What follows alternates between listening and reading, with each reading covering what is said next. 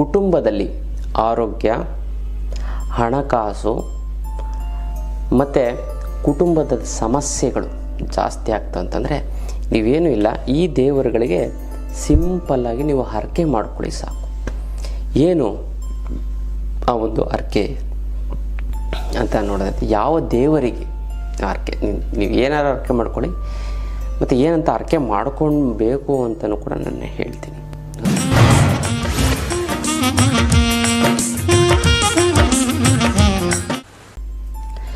ಜೈ ಭಗವಾನ್. ಎಲ್ಲರಿಗೂ ನಮಸ್ಕಾರ. ಮಹಾದೇವಿ ಚಿದ್ಮಿಷ್ಟವತ್ನಿ ಚಿಮಹಿ ತನ್ನೋ ಐಶ್ವರ್ಯಲಕ್ಷ್ಮಿ ಎಲ್ಲರಿಗೂ ನಮಸ್ಕಾರ.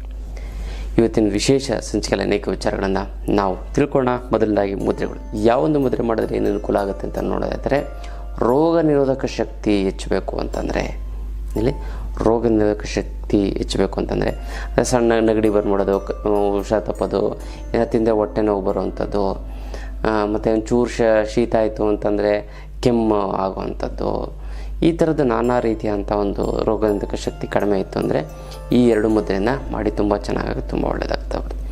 ಏನು ಅಂತ ನೋಡಿದ್ರೆ ಸಮಾನ ಮುದ್ರೆ. ಈ ಹೆಬ್ಬೆರಳಿಗೆ ತೋರ್ಬೆರಳು, ಮಧ್ಯದ ಬೆರಳು, ಉಂಗುರದ ಬೆರಳು, ಕಿರುಬೆರಳನ್ನು ಇಟ್ಕೋಬೇಕು. ಇದು ಸಮಾನ ಮುದ್ರೆ. ಇದನ್ನು 15 ನಿಮಿಷಗಳ ಕಾಲ ಮಾಡಿ. ಮತ್ತು ಪೃಥ್ವಿ ಮುದ್ರೆ, ಹೆಬ್ಬೆರಳು ಪ್ಲಸ್ ಉಂಗುರದ ಬೆರಳು, ತೋರ್ಬೆರಳು, ಮಧ್ಯದ ಬೆರಳು, ಕಿರುಬೆರಳನ್ನು ನೇರವಾಗಿರುವಂತೆ ಎಚ್ಚರ ವಹಿಸಬೇಕು. ಇದನ್ನು ಮಾಡಿ 10 ನಿಮಿಷಗಳ ಕಾಲ ಮಾಡಿ. ತುಂಬ ಚೆನ್ನಾಗಾಗುತ್ತೆ, ತುಂಬ ಒಳ್ಳೆಯದಾಗ್ತಾ ಬರುತ್ತೆ. ಇದು ರೋಗ ನಿರೋಧಕ ಶಕ್ತಿಯನ್ನು ತುಂಬ ಇದು ತುಂಬ ಅದ್ಭುತವಾದಂಥ ಒಂದು ವಿಧಾನ. ಹಾಗಾಗಿ ಈ ರೋಗ ನಿರೋಧಕ ಶಕ್ತಿಯನ್ನು ಹೆಚ್ಚಿಸೋದಕ್ಕೆ ಮತ್ತು ಯಾವುದೇ ರೀತಿಯಿಂದ ಬಡದಂತೆ ತಡೆಯೋದಕ್ಕೆ ಈ ಎರಡು ಮುದ್ರೆನ ಮಾಡಿ. ತುಂಬ ಚೆನ್ನಾಗಿ ತುಂಬ ಒಳ್ಳೆಯದಾಗ್ತದೆ. ಇದು ವಿಶೇಷವಾದಂಥದ್ದು ಮುದ್ರೆಯ ವಿಚಾರ. ಇನ್ನು ಯಾರೋ ಹೇಳಿರುವಂಥ ಒಂದು ಮಾತು, ಒಂದು ಸಜೆಷನ್ನು ಆಟೋಮೆಟಿಕ್ಕಾಗಿ ಫೀಡ್ ಆಗಿಬಿಡುತ್ತೆ. ಅಂದರೆ ಆ ಫೀಡ್ ಆಗಿಬಿಟ್ಟು ಅದನ್ನು ನೀವೇನಾರು ರಿಸೀವ್ ಮಾಡ್ಕೊಬಿಡ್ತು ಅಂತಂದರೆ, ಮನಸ್ಸಿಗೆ ಹಾಕೋಬಿಡ್ತು ಅಂತಂದರೆ, ಅದು ಸಬ್ ಕಾನ್ಷಿಯಸ್ ಲೆವೆಲ್ ಅಂದರೆ ಅರಪ್ರಜ್ಞಾ ಸ್ಥಿತಿ ಅಂತ ಕರಿತೀವಿ, ಅಥವಾ ಒಳಮನಸ್ಸು ಅಂತ. ಆ ಒಳಮನಸ್ಸು ಅಕ್ಸೆಪ್ಟ್ ಮಾಡ್ಕೊಬಿಡ್ತು ಅಂತಂದರೆ ಸಾಕು, ಅದು ಲೈಫ್ ಲಾಂಗು ಅದು ಬಿಡೋದು. ಏನೇ ಕಷ್ಟ ಆದರೂ ಕೂಡ ಬಿಡೋದಿಲ್ಲ, ಏನೇ ಕಷ್ಟ ಆದರೂ ಬಿಡೋದಿಲ್ಲ. ಇವಾಗ ಭಾಳಷ್ಟು ಜನ ಅಂದಿರ್ತಾರೆ, ನಿಮ್ಗೇನೋ ಒಂದು ಸಮಸ್ಯೆ ಆಗಿರುತ್ತೆ, ಹೆಂಗೆ ಸಬ್ ಕಾನ್ಷಿಯಸ್ ಲೆವೆಲ್ ಆಡಿರುವಂಥ ಒಂದು ಮಾತು ಮನ್ಸಿಗೆ ಹಾಕೋಬಿಡ್ತು ಅಂತಂದರೆ, ಆ ಮನಸ್ಸೇನೋ ರಿಸೀವ್ ಮಾಡ್ಕೊಬಿಡ್ತು ಅಂತಂದರೆ ಅದು ಯಾವಾಗಲೂ ಹಂಗೆ ಕಾಡುತ್ತೆ. ಅಂದರೆ ನೀವು ಇಂಪ್ರೂವ್ಮೆಂಟ್ ಆಗೋಕ್ಕೆ ಬಿಡೋಲ್ಲ. ಎಕ್ಸಾಂಪಲ್, ನಿಮ್ಮ ಮನೆ ಮುಂದೆ ಯಾರೋ ಒಂದು ರೌಡಿಗಳು ಅಥವಾ ಆಗುತ್ತಕರು ನಿಮಗೆ ತೊಂದರೆ ಮಾಡ್ತಾ ಇರ್ತಾರೆ ಅಂದ್ಕೊಳ್ಳಿ. ನೀವು ಏನು ಮಾಡ್ತೀರಾ, ಅವನಿಷ್ಟೇ ಅಥವಾ ಮನೆ ಎದುರುಗಡೆ ಇರೋಂಥವನು ನಿಮ್ಮ ಮನೆ ಮುಂದೆ ಬೇಕು ಅಂತ ಕಸ ಹಾಕ್ತಾನೆ, ನಿಮ್ಮ ಮನೆ ಗಾಜು ಹೊಡಿತಾನೆ, ಏನೋ ಒಂದು ಕಿರಿಕ, ಅವನು ವಿಕೃತ, ಅವನು ಹೊಡಿತಾನೆ ಅಂತ ಅಂದ್ಕೊಳ್ಳಿ.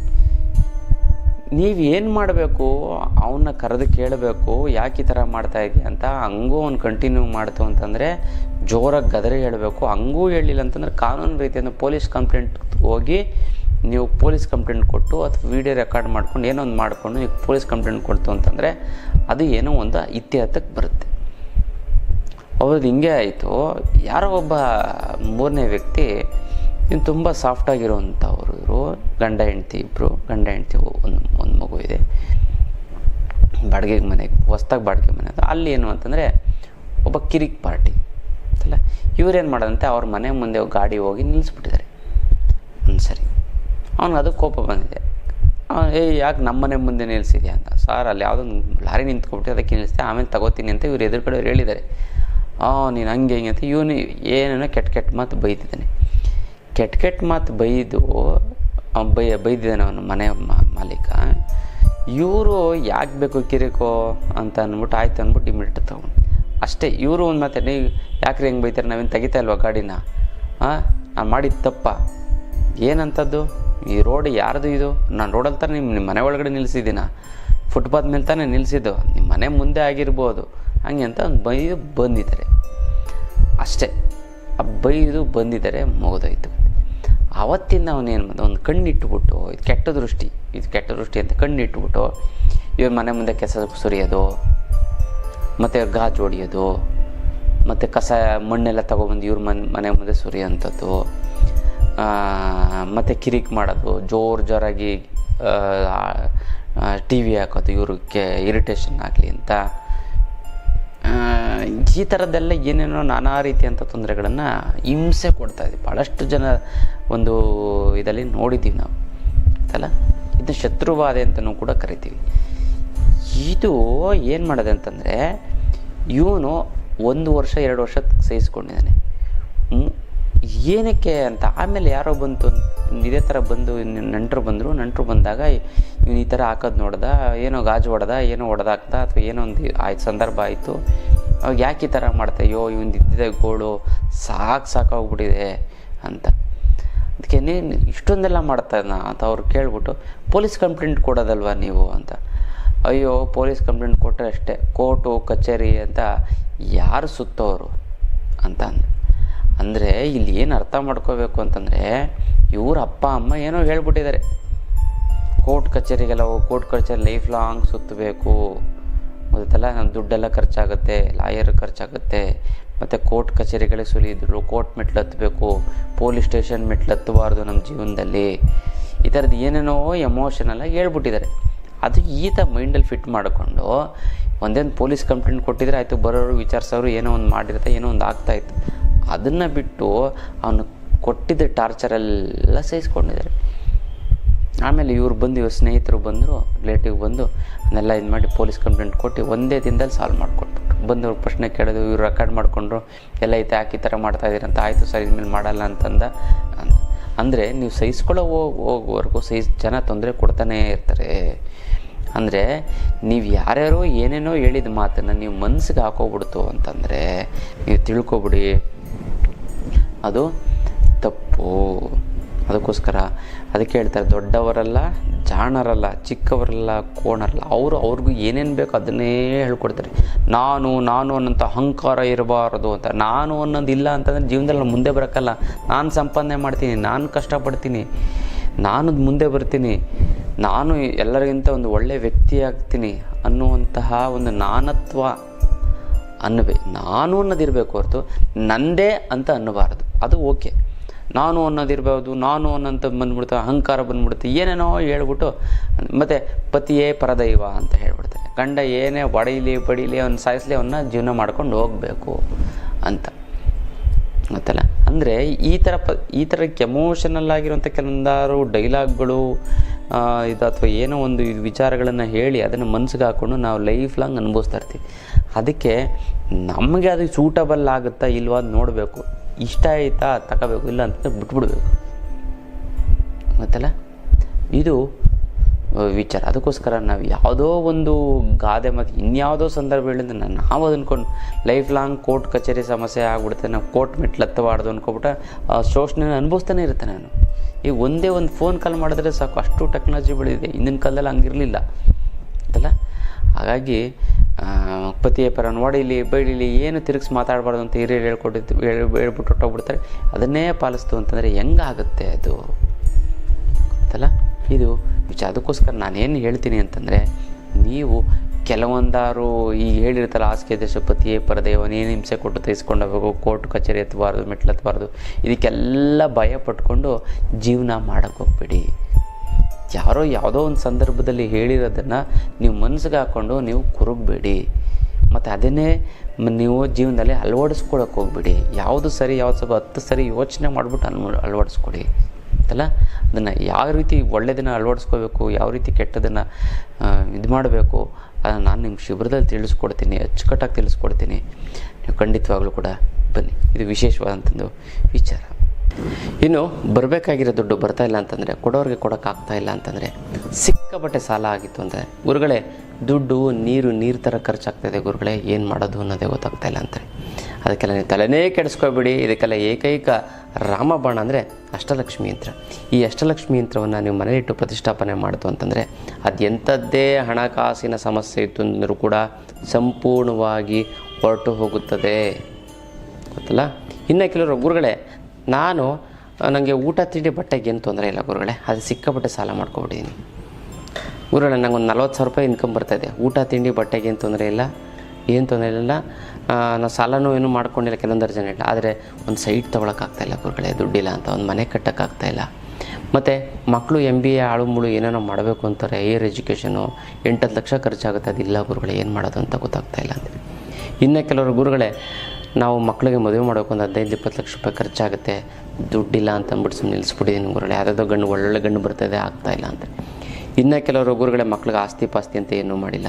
ಇನ್ನು ಕೆಲವರು ಗುರುಗಳೇ ನಾನು ಎಲ್ಲ ದುಡಿತಾ ಇದ್ದೀನಿ, ಊಟ ತಿಂಡಿ ಬಟ್ಟೆಗೆ ಅಂತಂದರೆ ಎಲ್ಲ ನಮ್ಮ ರಿಲೇಟಿವ್ಸ್ ಫ್ರೆಂಡ್ಸ್ ಒಡವೆಗಳು ಮಾಡಿಸ್ಕೊತಾರೆ, ಕಾರಲ್ಲಿ ಓಡಾಡ್ತಾರೆ, ಫಾರಿನ್ ಟೂರ್ಗೆ ಹೋಗಿ ಬರ್ತಾರೆ, ನಮ್ಗೆ ಅದು ಯಾವುದೂ ಆಗ್ತಾನೆ ಇಲ್ಲ ಗುರುಗಳು, ಇದ್ದಂಗೆ ಇದ್ದೀವಿ ಗುರುಗಳೇ ಅಂತಾರೆ. ಅದಕ್ಕೂ ನೀವು ತಲೆ ಕೆಡಿಸ್ಕೋಬೇಡಿ. ನೀವು ಇಂಪ್ರೂವ್ಮೆಂಟ್ ಆಗೋದಕ್ಕೆ, ತುಂಬ ಚೆನ್ನಾಗಿ ದುಡ್ಡು ಬರೋದಕ್ಕೆ ಏಕೈಕ ರಾಮಬಾಣ ಒಂದು ಅಸ್ತ್ರ ಅಂತಂದರೆ, ಬ್ರಹ್ಮಾಸ್ತ್ರ ಅಂತಾರೆ, ಅದೇ ಅಷ್ಟಲಕ್ಷ್ಮಿ ಯಂತ್ರ. ಈ ಅಷ್ಟಲಕ್ಷ್ಮಿ ಯಂತ್ರವನ್ನು ಮನೆಯಲ್ಲಿಟ್ಟು ಪ್ರತಿಷ್ಠಾಪನೆ ಮಾಡಿ ಅದು ಎಂಥದ್ದೇ ಹಣಕಾಸಿನ ಸಮಸ್ಯೆ ಇದನ್ನು ಕೂಡ ಸಂಪೂರ್ಣವಾಗಿ ನಿವಾರಣೆ ಆಗಿಬಿಡುತ್ತದೆ ಅಲ್ಲ. ಒಂದು ತಿಳ್ಕೊಳ್ಳಿ, ಇದು ಎಂತಂದರೆ ಕೊರೆಯಲ್ಲಿ ಕಳಿಸೋದಕ್ಕಾಗಲ್ಲ, ನೇರವಾಗಿ ಖುದ್ದು ನನ್ನ ಭೇಟಿಯಾಗಿ ತೆಗೆದುಕೊಂಡು ಹೋಗಬೇಕು, ಅಥವಾ ನಿಮ್ಮ ಕಡೆಯವ್ರನ್ನ ಯಾರು ಕಳಿಸಿ, ಒಳ್ಳೆ ವ್ಯಕ್ತಿಗಳಾಗಿರಬೇಕು ಅವರು ಗೊತ್ತಲ್ಲ. ಯಾರು ಕೆಟ್ಟ ವ್ಯಕ್ತಿಗಳು, ಯಾರೋ ಬೆಂಗಳೂರು ಕಡೆ ಬರ್ತಾರೆ ಅಂದ್ಬಿಟ್ಟು ಅವ್ರಿಗೆ ಹೇಳ್ಬಿಟ್ಟು ತರಿಸ್ಬಿಡೋದಲ್ಲ, ಒಳ್ಳೆ ವ್ಯಕ್ತಿಗಳಾಗಿರಬೇಕು. ಯಾಕಂದರೆ ಕೈ ಒಂದಕ್ಕೊಂದು ಕೈ ಬದಲಾವಣೆ ಆಯಿತು ಅಂತಂದರೆ ಆ ಪವರ್ ಕಡಿಮೆ ಆಗ್ಬೋದು ಗೊತ್ತಲ್ಲ. ಇನ್ನೊಂದು ಏನು ಅಂತಂದರೆ ವಿಶೇಷವಾದಂಥ ಒಂದು ಇದು ಸೂಚನೆ ಏನು ಅಂತಂದರೆ, ಇದು ನೇರವಾಗಿ ಖುದ್ದು ನನ್ನ ಭೇಟಿಗೆ ನನ್ನ ಕೈಯಾರೆ ತೆಗೆದುಕೊಂಡೋಗಿ. ಭಾಳಷ್ಟು ಜನ ಗುರುಗಳೇ ನಿಮ್ಮ ಕೈ ನಿಮಗೆ ಏನೋ ಕೈಯಿಂದ ಕೊಟ್ಟರೆ ಅದು ಒಳ್ಳೆಯದಾಗುತ್ತೆ ಗುರುಗಳೇ, ನಿಮ್ಮ ಕೈ ಗುಣ ಗುರುಗಳೇ ಅಂತಾರೆ. ಅದೇನು ನಾನು ಭಗವಂತನಿಗೆ ಬಿಟ್ಟಂಥದ್ದು, ನಾನು ಎಲ್ಲರಿಗೂ ಒಳ್ಳೆಯ ಆಶೀರ್ವಾದ ಮಾಡಿ ಕೊಡುವಂಥದ್ದು, ಅದು ಒಳ್ಳೆಯದಾಗುತ್ತೆ. ಹಾಗಾಗಿ ನೇರವಾಗಿ ಖುದ್ದು ಭೇಟಿಯಾಗಿ ತೆಗೆದುಕೊಂಡೋಗಿ. ಒಂದು ತಿಳ್ಕೊಳ್ಳಿ, ಇದು ಕರ್ಮ ಕಳೆದಿದ್ದರೆ ಮಾತ್ರ ತೆಗೆದುಕೊಂಡು ಹೋಗೋಕ್ಕಾಗೋದು, ಎಲ್ಲರೂ ಅಷ್ಟು ಸುಲಭವಾಗಿ ತೊಗೊಂಡೋದಕ್ಕೆ ಆಗೋದಿಲ್ಲ. ಇದಕ್ಕೆ ಮುಟ್ಟು ಕಟ್ಟು ಚಟ್ಟು ಮಡಿ ಮೈಲಿಗೆ ಸೂತ್ಕ ಗಿತ್ಕ, ವೆಜ್ಜು ನಾನ್ ವೆಜ್ಜು ದಿಕ್ಕು ಗಿಕ್ಕು ಆ ಥರದ್ದೇನೂ ಇಲ್ಲ. ಇಟ್ಟರೆ ಸಾಕು ಕೆಲಸ ಆಗುತ್ತೆ. ದೇವ್ರ ಮನೆಯಲ್ಲಾರು ಇಡ್ಬೋದು, ಬೀರುನಲ್ಲಾರು ಕೂಡ ಇಡ್ಬೋದು. ಪ್ರತಿದಿನ ಪೂಜೆ ಮಾಡಲೇಬೇಕು ಅಂತ ಕಂಡೀಷನ್ ಏನಿಲ್ಲ. ಪೂಜೆ ಮಾಡಲಿಲ್ಲ ಅಂತಂದ್ರೂ ಕೂಡ ಯಂತ್ರ ವರ್ಕ್ ಆಗುತ್ತೆ, ಅಷ್ಟು ಪವರ್ ಆಗುತ್ತೆ. ಕರ್ಮ ಕಳೆದಿದ್ರೆ ಮಾತ್ರ ತೊಗೊಳೋದಕ್ಕಾಗೋದು. ಮತ್ತು 100 ಅಲ್ಲ 200% ಬರ್ಕೊಡ್ತೀನಿ, ನಿಮ್ಮ ಕೆಲಸ ಹಾಗೇ ಆಗುತ್ತೆ. ಹಣಕಾಸು ಯಾವುದೋ ರೀತಿಯಿಂದ 3 ಅಮಾವಾಸ್ಯೆ ಕಳೆದ 6 ತಿಂಗಳೊಳಗಡೆ ನಿಮ್ಮ ಹಣಕಾಸಿನ ಸಮಸ್ಯೆ ಸಂಪೂರ್ಣವಾಗಿ ಬಗೆಹರಿದೋಗ್ಬಿಟ್ಟಿರುತ್ತೆ ಗೊತ್ತಲ್ಲ. ಅದಕ್ಕೋಸ್ಕರ ಮಿಸ್ ಮಾಡದೆ ಈ ಒಂದು ಯಂತ್ರವನ್ನು ನೀವು ತೆಗೆದುಕೊಳ್ಳಿ, ತುಂಬ ಚೆನ್ನಾಗಾಗುತ್ತೆ, ತುಂಬ ಒಳ್ಳೆಯದಾಗ್ತಾ ಬರುತ್ತೆ ಗೊತ್ತಲ್ಲ. ಇದು ವಿಶೇಷವಾದಂಥ ಒಂದು ಅಷ್ಟಲಕ್ಷ್ಮಿಯ ಒಂದು ಯಂತ್ರದ ವಿಚಾರ. ಇನ್ನು ಕುಟುಂಬದಲ್ಲಿ ಆರೋಗ್ಯ, ಹಣಕಾಸು ಮತ್ತು ಕುಟುಂಬದ ಸಮಸ್ಯೆಗಳು ಜಾಸ್ತಿ ಆಗ್ತಾ ಅಂತಂದರೆ ನೀವೇನೂ ಇಲ್ಲ, ಈ ದೇವರುಗಳಿಗೆ ಸಿಂಪಲ್ಲಾಗಿ ನೀವು ಹರಕೆ ಮಾಡ್ಕೊಳ್ಳಿ ಸಾಕು. ಏನು ಆ ಒಂದು ಹರಕೆ ಅಂತ ನೋಡೋದೈತೆ, ಯಾವ ದೇವರಿಗೆ ಹರಕೆ ನೀವು ಏನಾರು ಹರಕೆ ಮಾಡ್ಕೊಳ್ಳಿ, ಮತ್ತು ಏನಂತ ಹರಕೆ ಮಾಡ್ಕೊಳ್ಬೇಕು ಅಂತಲೂ ಕೂಡ ನಾನು ಹೇಳ್ತೀನಿ ಗೊತ್ತಲ್ಲ. ಯಾವ ಒಂದು ದೇವರಿಗೆ ಅಂತಂದರೆ ಈ ಕಡೆ ಇರುವಂಥವ್ರು, ದಕ್ಷಿಣದ ಕಡೆ ಇರುವಂಥವ್ರು ಅಂತಂದರೆ ಈ ಮಂಡ್ಯ, ಮೈಸೂರು ಮತ್ತು ತುಮಕೂರು ಈ ಕಡೆ ಇರುವಂಥ ಜನಗಳು ಮಲೆ ಮಹದೇಶ್ವರ ಸ್ವಾಮಿಯನ್ನು ನೀವು ಹರಕೆ ಮಾಡ್ಕೊಳ್ಳಿ. ಮಲೆ ಮಹದೇಶ್ವರ ಸ್ವಾಮಿ ತುಂಬ ಪವರ್ಫುಲ್. ಹರಕೆ ಮಾಡ್ಕೊಂಡ ತಕ್ಷಣ ನಿಮಗೆ ಪ್ರತಿಫಲ ಸಿಗುತ್ತೆ. ಏನಂತ ಹರಕೆ ಮಾಡ್ಕೋಬೇಕು, ನನ್ನ ಈ ಒಂದು ಸಮಸ್ಯೆ ಅದಾಗಿಡ್ತಾ ಇದೆ, ಇದು ಒಂದು ಸರಿ ದಾರಿಗೆ ಬಂದ ತಕ್ಷಣ ಸ್ವಲ್ಪ ಸರಿ ಬಂದು ನಿನ್ನ ದರ್ಶನ ಮಾಡ್ತೀನಿ. ಕೇವಲ ದರ್ಶನ ಮಾತ್ರ ಅಲ್ಲ, ಬಂದು 108 ಬಾರಿ ನಿನ್ನ ನಾಮಸ್ಮರಣೆ ದೇವಸ್ಥಾನದಲ್ಲತ್ತು ಎಲ್ಲ ಮೂಲೆ ಕೂತ್ಕೊಂಡಿತ್ತು, ಎಲ್ಲ ಹೊರಗಡೆ ಕೂತ್ಕೊಂಡು ಆ ಒಂದು ಕ್ಷೇತ್ರದಲ್ಲಿ 108 ಸಾರಿ ನಿನ್ನ ಒಂದು ನಾಮಸ್ಮರಣೆಯನ್ನು ಅಂತಂದರೆ ಮಲೆ ಮಹದೇಶ್ವರನ ಬೆಟ್ಟಕ್ಕೆ ಹೋಗ್ತೇವೆ. ಓಂ ಮಹದೇಶ್ವರಾಯ ನಮಃ, ಓಂ ಮಹದೇಶ್ವರಾಯ ನಮಃ. ಇದು ಕೂಡ ಒಂದು ಸೇವೆ. ಉರುಳು ಸೇವೆ ಮಾಡಬೇಕು ಅಂತಂದರೆ ಸೇವೆ ಅಲ್ಲ, ಆ ಒಂದು ಕ್ಷೇತ್ರ ಮಹಿಮೆ ಅಂತ ಇರುತ್ತೆ. ಆ ಒಂದು ಪುಣ್ಯ ಕ್ಷೇತ್ರದ ಮಹಿಮೆ ನೀವು ಹೋಗಿ 108 ಬಾರಿ ಎಲ್ಲರೂ ದೇವಸ್ಥಾನ ಎಲ್ಲ ದರ್ಶನ ಮಾಡಾದ್ಮೇಲೆ ಕೂತ್ಕೋತಿರ ತಾನೆ ಅಂತಲ್ಲ, ಕೂತ್ಕೊಂಡು ಎಲ್ಲರೂ ಮಾಡಿ. ಇಲ್ವಾ ದೇವಸ್ಥಾನಕ್ಕೆ ಒಳಗಡೆ ಹೋಗ್ತಿದ್ದೆ ಹಿಂಗೆ ಎಂಟ್ರೆನ್ಸಲ್ಲಿ ಹೋಗಿ ದರ್ಶನ ಮಾಡೋಕ್ಕಿಂತ ಮುಂಚೆ 108 ಸಾರಿ ಜಪ ಮಾಡಿ. ಭಾಳಷ್ಟು ಜನ ಮಾಡೋಂಥ ಮಿಸ್ಟೇಕೆ ಇದು. ಹೋಗ್ತಾರೆ ದರ್ಶನ ಮಾಡ್ಕೋತಾರೆ ಬಂದುಬಿಡ್ತಾರೆ, ಏನೂ ಪ್ರಯೋಜನ ಆಗಲ್ಲ. ಆಗುತ್ತೆ, ಇಲ್ಲ ಅಂತಲ್ಲ, ಸಂಕಲ್ಪ ದೃಢವಾಗಿದ್ದರೆ ಆಗುತ್ತೆ. ಆದರೆ ಬೇಗ ಸಂಕಲ್ಪ ದೃಢ ನೀವು ಅಂದ್ಕೊಂಡಿದ್ದು ಹೀರೇ ಇರಬೇಕು ಅಂತಂದರೆ 108 ನೋಡಿ ಇಸ್ಕಾನಲ್ಲಿ ಅದನ್ನು ಮಾಡಿಸ್ತಾರೆ. ಹೋಗ್ಬೇಕಾದ್ರೆ 108 ಸರಿ ಜಪ ಮಾಡಿಕೊಂಡು ಹೋಗಿ ದರ್ಶನ ಮಾಡಿ ಅಂತ ಹೇಳ್ತಾರೆ, ಮಾಡ್ತಾರೆ. ಬೇಕಾದವ್ರು ಮಾಡ್ಬೋದು, ಇಲ್ಲ ಅಂತಂದರೆ ಬಿಡ್ಬೋದು, ಅದು ಕೂಡ ಒಂದು ಸೇವೆಯೇ. ಅದೇ ರೀತಿ ನೀವು ಮಹದೇಶ್ವರನ ಬೆಟ್ಟಕ್ಕೆ ಹೋದ ತಕ್ಷಣ ನೀವು ಏನು ಮಾಡೋದಕ್ಕೆ ಮುಂಚೆಯೇ 108 ಬಾರಿ ಒಂದೆಲ್ಲ ಕೂತ್ಕೊಂಡು ನಾಮಸ್ಮರಣೆ ಮಾಡಿ ನಂತರ ದರ್ಶನ ಮಾಡೋದು ತುಂಬ ಒಳ್ಳೆಯದಾಗುತ್ತೆ. ಅದೇ ಥರ ನಂಜನಗೂಡು ಮಹದೇಶ್ವರನ ಬೆಟ್ಟಕ್ಕಾರು ನೀವು ಹರಕೆ ತೊಡಿಲ್ಲ, ನಂಜನಗೂಡುಗಾರು ನೀವು ಹರಕೆನ ಹೊತ್ಕೊಡಿ. ಅಕಸ್ಮಾತ್ ಈ ಕಡೆ ಬರೋಕ್ಕಾಗಿಲ್ಲ ಅಂತಂದರೆ ಹುಬ್ಳಿ, ಧಾರವಾಡ, ರಾಯಚೂರು, ಬೆಳಗಾಮು ಅದಕ್ಕಿಂತ ಸವದತ್ತಿ ಎಲ್ಲಮ್ಮ ತುಂಬ ಪವರ್ಫುಲ್ ಶಕ್ತಿ ದೇವತೆ. ಇಲ್ಲಿ ಚಾಮುಂಡೇಶ್ವರಿ ಅಂತ ಸವದತ್ತಿ ಎಲ್ಲಮ್ಮ ಅಂತೀವಿ, ಅಷ್ಟೇ ಡಿಫ್ರೆನ್ಸು, ಗೊತ್ತಿಲ್ಲ. ಹಾಗಾಗಿ ಸವದತ್ತಿ ಈ ಕಡೆ ಚಾಮುಂಡೇಶ್ವರಿ ಅಂತ, ಆ ಕಡೆ ಸವದತ್ತಿ ಎಲ್ಲಮ್ಮ ಅಂತ. ಆ ಒಂದು ಸವದತ್ತಿಗೆ ನೀವು ಹೋಗಿ ದರ್ಶನ ಮಾಡ್ತೀನಿ ಅಂತ ನೀವು ಹೊರ್ಕೊಳ್ತ್ಕೊಂಡ್ರೆ ಸಾಕು, ನಿಮ್ಮ ದೋಷಗಳು ಪರಿಹಾರ ಆಗುತ್ತೆ. ನಿಮ್ಗೆ ಇಮ್ಮಿಡಿಯೇಟಾಗಿ ನಿಮ್ಗೆ ಏನೋ ಒಂದು ರಿಲೀಫ್ ಸಿಗುತ್ತೆ, ಪೇಯ್ನ್ ಕಿಲ್ಲರ್ ಥರ, ಫಸ್ಟ್ ಏಡ್ ಥರ ಅದಲ್ಲ, ಆ ಥರ ಇದು ಮಾಡಿ. ಮತ್ತು ಈ ಮಂಗಳೂರು ಸೈಡ್ ಇರೋವಂಥವ್ರು Sirsi Marikamba very powerful god. Chamundeshwari, Savadatti Yellamma, Sirsi Marikamba ಇದೆಲ್ಲ ಒಂದು ದೇವಿಯ ಒಂದು ಸ್ವರೂಪವೇ. ಹಾಗಾಗಿ ಅಲ್ಲಿರೋರು ಅಲ್ಲಿ ಒಂದು ಹೋಗಿ ನೀವು ದುಡ್ಡು ಕಾಸು ದೇವ್ರು ಏನೂ ಕೇಳಲ್ಲ, ಹೋಗ್ಬಿಟ್ಟು ನೀನು ನಾಮಸ್ಮರಣೆ ಮಾಡಿ ನೀನು ದರ್ಶನ ಮಾಡ್ತೀನಿ ತಾಯಿ ಅಂತಂದರೆ ಸಾಕು, ನಿಮಗೆಲ್ಲವೂ ಇಮಿಡಿಯೇಟಾಗಿ ಹೆಂಗೋ ರಿಲೀಫು. ಮುಳುಗೋಗುವಂಥದ್ದೋಳು ಹೆಂಗೋ ನಿಧಾನಕ್ಕೆ ಮೇಲೆ ಬಂದು ತೇಲುತ್ತೆ. ನೀವು ಹೆಂಗೋ ಮಾಡ್ಕೊತ್ತಲ್ಲ. ಈ ಸರಳವಾದಂಥ ತಂತ್ರವನ್ನು ಮಾಡ್ಕೊಳ್ಳೋದ್ರಿಂದ ಎಷ್ಟೊಂದು ಆಪತ್ತಿನಿಂದ, ಸಮಸ್ಯೆಯಿಂದ ನೀವು ಹೊರಗಡೆ ಬರಬಹುದು ಅಲ್ಲ. ಮಾಡ್ಕೊಳ್ಳಿ, ತುಂಬ ಚೆನ್ನಾಗಾಗುತ್ತೆ, ತುಂಬ ಒಳ್ಳೆಯದಾಗ್ತಾ ಬರುತ್ತೆ. ಇದು ವಿಶೇಷವಾದಂಥ ತಂತ್ರದ ಫೀಚರ್. ಇನ್ನು ಹಣಕಾಸಿನ ಸಮಸ್ಯೆಗೇನೋ ಅಷ್ಟಲಕ್ಷ್ಮಿ ಅಂತ ತೆಗೆದುಕೊಂಡು ಬಗೆಹರಿಸ್ಕೊಬಿಡ್ತೀರ. ಆದರೆ ಜೀವನದ ಸಮಸ್ಯೆಗೆ ವಿಶೇಷವಾದಂಥ ಒಂದು ವಿಚಾರ ಏನು ಅಂತಂದರೆ ಶಿಬಿರ, ಯಂತ್ರ ಮಂತ್ರ ತಂತ್ರ ಶಿಬಿರವನ್ನು ಹೇಳ್ಕೊಡ್ತೀನಿ. ಈ ಯಂತ್ರ ಮಂತ್ರ ಶಿಬಿರದಲ್ಲಿ ಅನೇಕ ರೀತಿಯಂಥ ಸಮಸ್ಯೆಗಳನ್ನು ನೀವೇ ನೋಡ್ಕೊ. ನಿಮಗೆ ನೋವು ಅನ್ನೋದೇ ಇರೋದಿಲ್ಲ ಕಣ್ರಿ, ಜೀವನದಲ್ಲಿ ಕಷ್ಟ ಅನ್ನೋಂಥದ್ದೇ ಬರೋದಿಲ್ಲ ಈ ಶಿಬಿರವನ್ನು ಅಟೆಂಡ್ ಮಾಡ್ತು. ಆ ರೀತಿ ಹೇಳ್ಕೊಡ್ತೀನಿ, ನೀವೇ ಅಳವಡಿಸ್ಕೊಬಿಡಿ. ನಾನು ಹೇಳೋದನ್ನು ನೀವು ಅಳವಡಿಸ್ಕೊಬಿಡ್ತು ಅಂದರೆ ಅಳವಡಿಸ್ಕೊಳ್ಳೋದು ಹೇಗೆ ಅನ್ನೋದನ್ನು ಕೂಡ ಹೇಳ್ಕೊಡ್ತೀನಿ. ಗೊತ್ತಲ್ಲ, ನಮ್ಮ ಭಾಳ ಚೆನ್ನಾಗಿ ಹೇಳ್ತಾನೆ, ನಮ್ಮ ಮಗ ಕೂತ್ಕೊಬಿಟ್ರೆ ಓದ್ಬಿಡ್ತಾನೆ, ಕೂತ್ಕೊಳ್ಳೋದೇ ಕಷ್ಟ ಅಂತಾನೆ. ಅದೇ ಥರ ಹೇಳ್ತೀವಿ, ಆದರೆ ಅಳವಡಿಸ್ಕೊಳ್ಳೋದು ಕಷ್ಟ. ಆದರೆ ಅಳವಡಿಸ್ಕೊಳ್ಳೋದು ಹೇಗೆ ಅನ್ನೋಂಥದ್ದು ಸುಲಭವಾಗಿ ನಮಗೆ ಮಾರ್ಗದರ್ಶನ ಕೊಡ್ತೀನಿ ಇದರಲ್ಲಿ ಅಂತಲ್ಲ. ಅದಕ್ಕೋಸ್ಕರ ಈ ಯಂತ್ರ ಏನು ಅಂತಂದರೆ ಭಾಳಷ್ಟು ಜನ ಈ ಯಂತ್ರ ಮಂತ್ರ ತಂತ್ರದಲ್ಲಿ ಏನಿರುತ್ತೆ ಅಂತಂದರೆ ಯಾವಾಗಲೂ ಹ್ಯಾಪಿನೆಸ್, ಯಾವಾಗಲೂ ಖುಷಿ, ಯಾವಾಗಲೂ ಸಂತೋಷ, ಯಾವಾಗಲೂ ನೆಮ್ಮದಿ, ದುಃಖ ಅನ್ನೋಂಥದ್ದೇ ಇರೋದಿಲ್ಲ, ಸುಸ್ತಾಗಲ್ಲ, ಆರೋಗ್ಯದ ಸಮಸ್ಯೆಗಳ ಬಗ್ಗೆ ಹರಿದೋಗ್ಬಿಡುತ್ತೆ.